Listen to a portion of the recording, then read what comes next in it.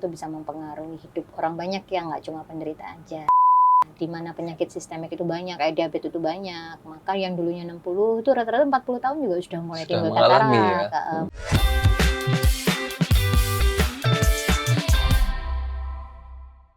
Halo sahabat Premier, jumpa lagi di podcast Premier. Dan hari ini kita akan membahas soal katarak. Kita bersama dengan Dr. Indri Wahyuni, spesialis mata konsultan. Halo dok, Halo, apa kabar? Kabar baik. Baik. Untuk pembukaan nih dok, mungkin ada nggak dokter punya cerita-cerita soal seputar katarak nih? Banyak sih mas kalau cerita tentang katarak. Tapi saya mau satu cerita di mana katarak itu bisa mempengaruhi hidup orang banyak ya, nggak cuma penderita aja. Oke. Ada satu ibu datang dengan anaknya. Mereka cuma berdua tuh dalam satu keluarga karena yang lain sudah nggak ada. Si anak tidak bisa bekerja karena ibunya itu katarak dua-duanya. Jadi dia harus mengantar ibunya ke kamar mandi, membantu makan. Padahal untuk nafkah hidup mereka menggantungkan diri pada anak tersebut gitu. Nah setelah dioperasi katarak, ibu ini bisa melakukan kegiatan sehari-harinya secara mandiri. Jadi dia bisa ke kamar mandi, dia bisa activity daily-nya lah, sehari-harinya dia bisa melakukan sendiri. Sehingga anak ini bisa mencari pekerjaan untuk menafkahi ibunya, meningkatkan apa istilahnya ya, penghidupan dari keluarganya. Jadi memang di sistem masyarakat kita itu satu yang sakit, yang lain ikut sakit itu benar ya adanya. Kadang ada orang mau operasi katarak itu juga di antara satu keluarga besar gitu. Jadi pasiennya cuma satu, tapi yang nganterin tuh banyak gitu. Bahwa sistem seperti itu masih ada di masyarakat kita ya, bisa dilihat dari baik atau buruknya. Akan tetapi itu membuktikan bahwa katarak itu tidak hanya berdampak pada penderita, tapi pada orang sekitarnya itu juga berdampak. Gitu Mas Rafa.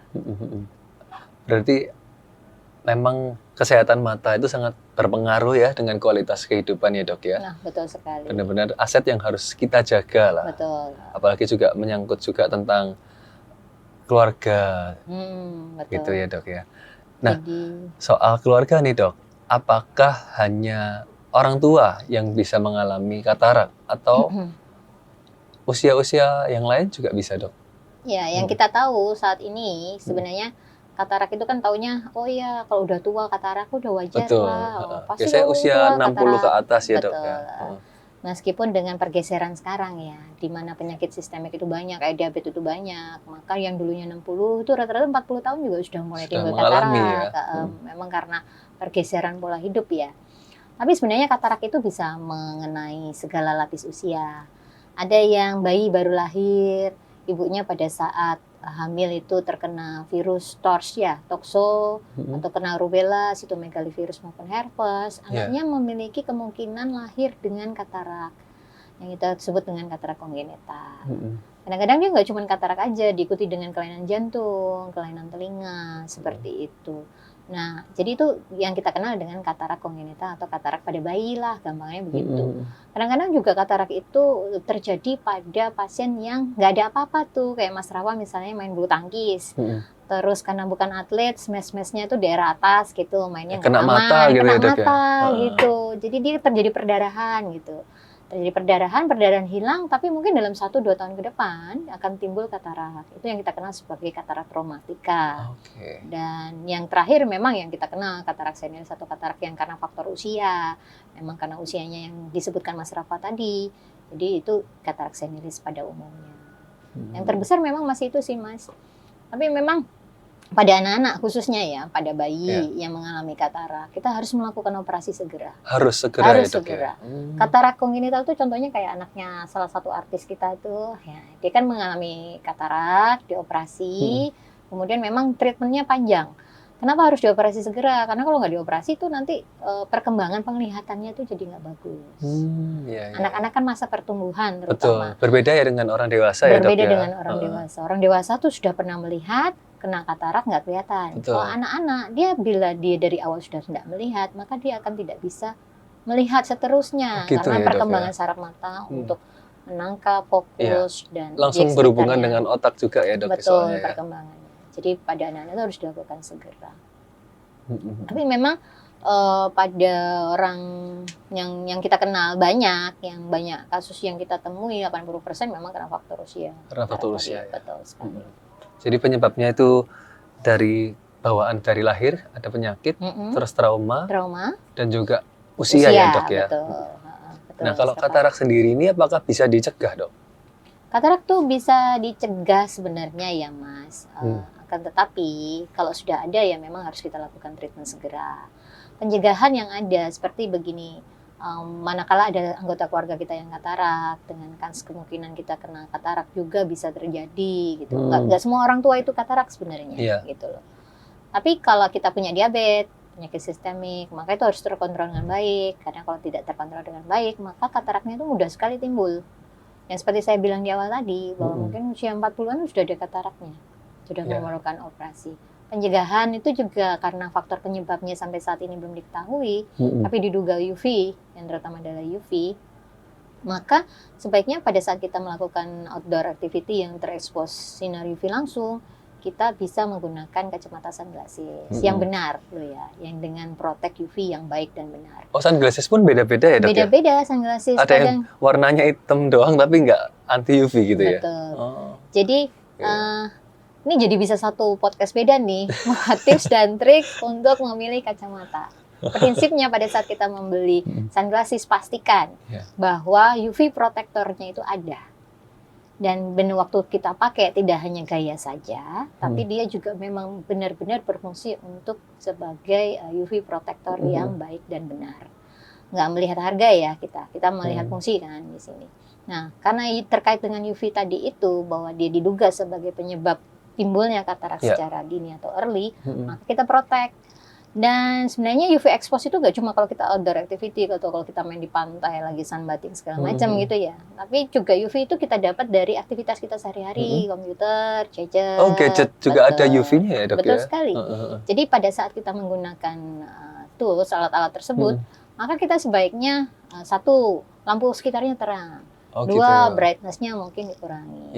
Tiga, mungkin background-nya itu bukan putih tulisan hitam, tapi hitam tulisan putih. Dark mode berarti ya dok? Dark mode, nah itu lebih bagus untuk UV protection.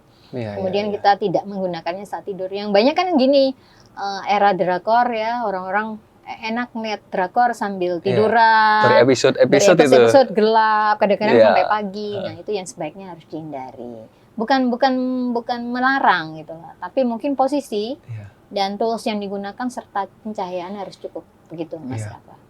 Berarti semaksimal mungkin kita harus menjaga sendiri ya aset kesehatan kita, kesehatan mata kita itu ya dok ya. Supaya bagus Mas Rafa ini kan tidak berkacamata juga udah tergolong sehat mungkin matanya. Iya. Banyak makan wortel ya dok. Oh iya, itu satu lagi, itu bukan mitos atau fakta. Betul ya dok. Wortel tidak ada kaitannya dengan kesehatan mata. Tapi memang vitamin A, vitamin A itu bagus untuk menjaga fungsi saraf-saraf yang berkaitan dengan warna. Dan memang manifestasinya kalau kekurangan vitamin A juga jadi gitu. Tapi ini kita kayaknya melenceng jauh deh Mas dari topik yang podcastnya kita hari ini. Jadi begini, kembali lagi ke katarak itu tadi ya. Sampai saat ini sih pencegahan yang bisa kita lakukan gitu. Tidak ada vitamin-vitamin. Treatmentnya pun tata laksananya masih berhubungan dengan operasi. Belum ada obat yang bisa membersihkan. Kan kalau misalnya itu kan kaca yang buram dok. Jadi kan kita kasih aja membersih kaca. Kali dia bisa bersih ya itu kaca. Kayak gitu. Kan itu analogi aja kan. Ya itu analogi saja untuk gejala katarak. Kalau dia lensa mata kita tuh udah buram tuh karena katarak ya. Maka tidak ada obat yang bisa membersihkannya. Jadi kita harus bersihkan dengan cara kita ambil tuh kaca lensa matanya, terus kemudian kita ganti baru. Maka dia akan jernih kembali.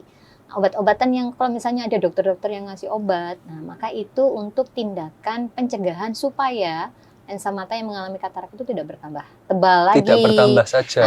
Jadi misalnya pasien tersebut masih bisa rundingan dulu sama keluarganya, atau dia misalnya mau melakukan, saya sebelum operasi mau aktivitas dulu ini, atau dia bisanya nanti 6 bulan lagi operasi, maka biasanya obat-obat itu kita berikan. Gitu. Tapi untuk supaya penglihatan kembali normal lagi, jalan satu-satunya harus sampai operasi saat ini adalah dok? dengan operasi.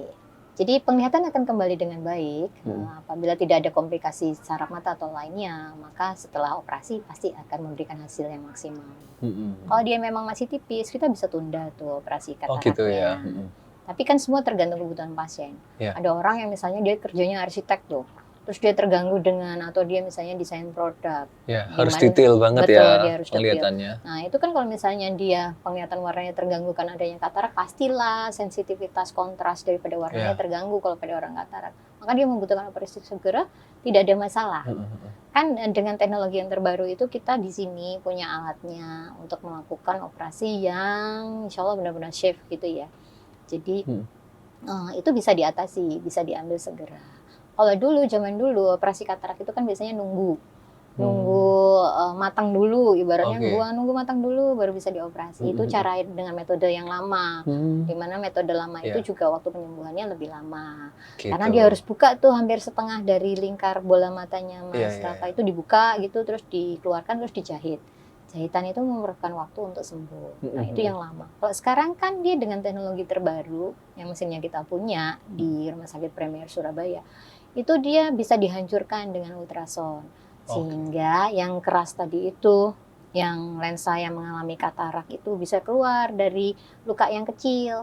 Dulu lukanya bisa sampai dengan 12 mili ya, 1,2 cm. Sekarang lukanya cuma sekitar 2 mili, 2 sampai 3 mili. Dan itu butuh waktu seminggu untuk sembuh gitu. Nah, memang tidak ada cara lain. Obat-obatan hanya untuk membantu menahan supaya dia tidak bertambah tebal secara cepat. Tapi memang kembali lagi kan, kadang pasien tuh ada yang takut, ada yang enggak. Begitu dengar kata operasi, dalam aspek orang apapun, menghindari orang pasti nggak mau kan. Aduh, operasi, bisa nggak dong nggak operasi? Ya nggak apa-apa gitu. Itu keputusan untuk operasi itu ada di tangan pasien. Maka pasien harus tahu dulu sakitnya dia apa, bisa diobati dengan cara terbaik apa, dan harus bisa menggaranti bahwa ini bisa baik atau tidak setelah operasi gitu. Berarti untuk tahu kapan orang itu harus operasi katarak itu tergantung masing-masing ya dok ya? Tergantung. Tergantung urgensi juga ya? Betul, tergantung urgensi, kebutuhan, dan tingkat maturitas daripada kataraknya.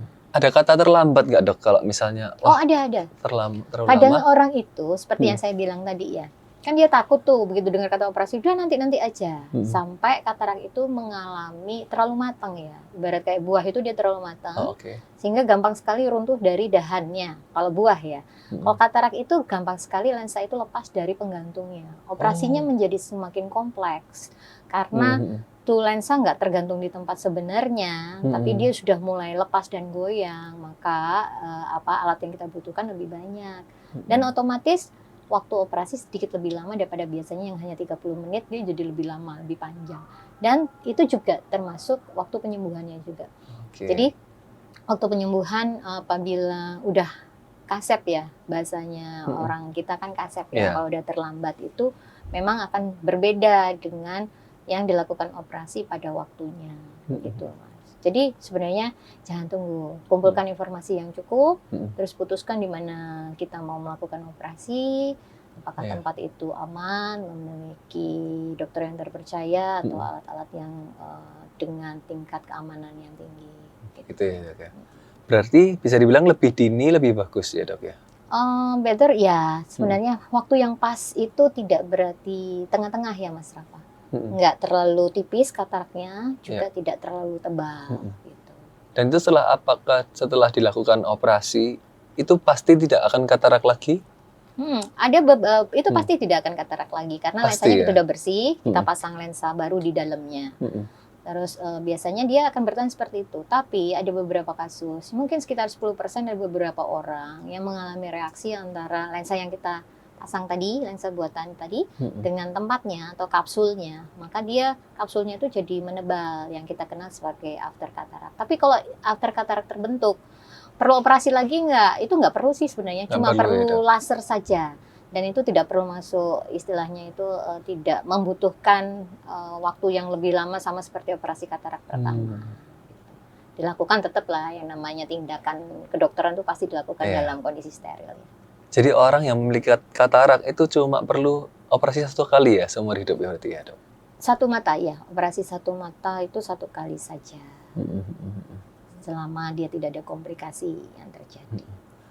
Nah, 2 mata 2 loh Mas berarti. oh iya. Bukan 1 itu. Iya. Matanya kan ada 2. Iya. Biasanya gantian kan dok, yang satu sudah gantian, pulih, betul. terus baru operasi lagi Betul satu. sekali. Kalau Jadi barengan nanti kan nggak boleh. Sebenarnya nggak ada bisa sih lihat, Dok. yang namanya itu barengan ya, bilateral cataract extraction atau barengan istilahnya itu. Cuma itu tidak dianjurkan. Iya. Karena kita menunggu dulu reaksi dari mata satunya itu sudah membaik, oke, baru kemudian kita lakukan. Iya. Satunya 2-4 minggu lah jaraknya. Ya, kalau langsung 2 sih beresiko sih dok. Betul, dua-duanya bisa ditutup gitu ya. Aktivitas juga Iya kan. betul sekali, dua-duanya ditutup jadi nggak bisa. Iya, iya.